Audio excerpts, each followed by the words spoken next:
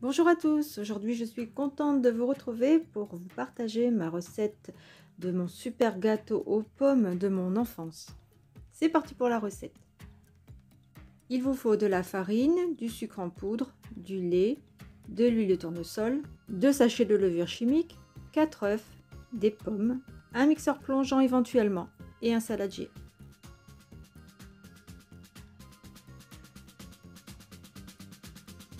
Je viens verser dans mon saladier 14 cuillères à soupe de farine. Comme d'habitude, vous trouverez dans le descriptif la totalité des ingrédients. C'est une recette sympa à faire avec les enfants, puisqu'en fait les enfants doivent compter le nombre de cuillères. Donc c'est plutôt sympa. Ensuite, je viens mettre la même quantité de sucre, c'est-à-dire 14 cuillères à soupe. C'est un gâteau que je faisais quand j'étais petite et mes enfants le font également.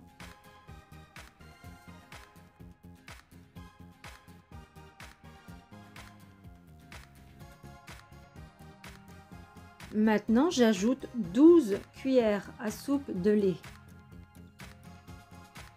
Donc vous pouvez utiliser du lait demi-écrémé, moi c'est ce que je fais, ou du lait entier.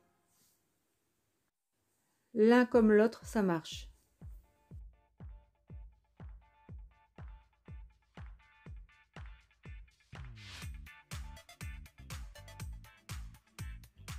Maintenant, je viens ajouter 6 cuillères à soupe d'huile, donc de l'huile de tournesol.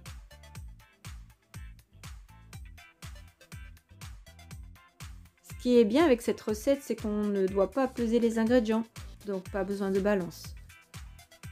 C'est plus simple pour les enfants. Maintenant, j'ajoute 2 sachets de levure chimique.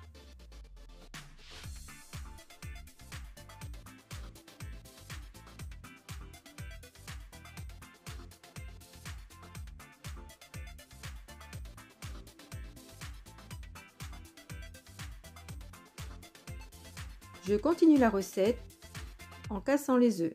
Donc je procède en cassant les œufs un par un pour vérifier s'il n'y en a pas un de mauvais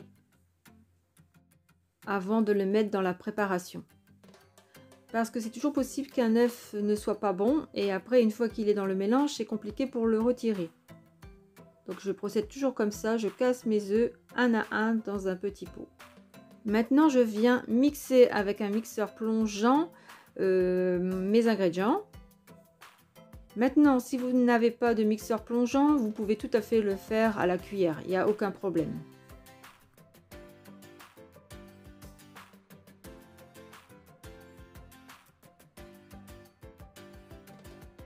Je vérifie bien avec ma cuillère si tout est bien mélangé et je réserve l'appareil. Une fois lavé, je découpe mes pommes en deux, puis encore en deux.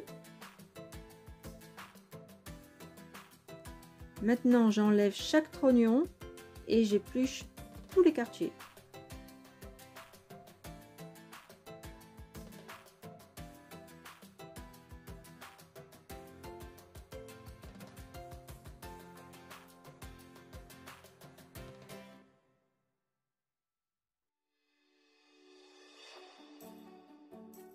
Une fois que j'ai fini d'éplucher mes quartiers, je viens les couper en deux et je fais des petits morceaux.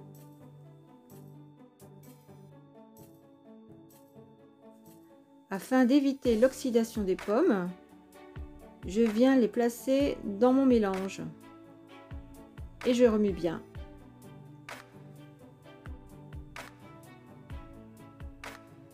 Je continue avec une deuxième pomme. Je coupe en deux, puis encore en deux et j'épluche les quartiers.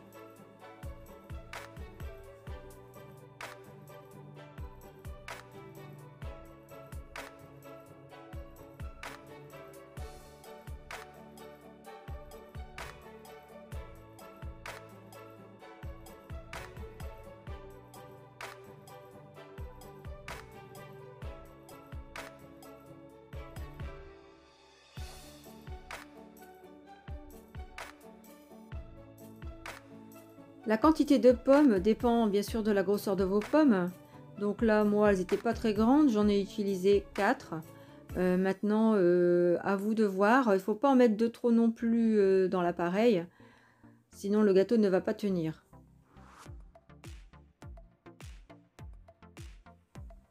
Avec un morceau de beurre, je viens beurrer mon moule à manquer.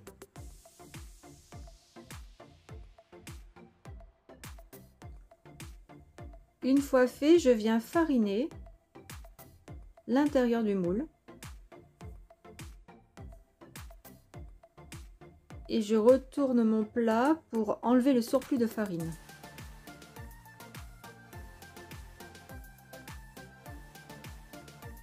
Je viens y verser mon appareil.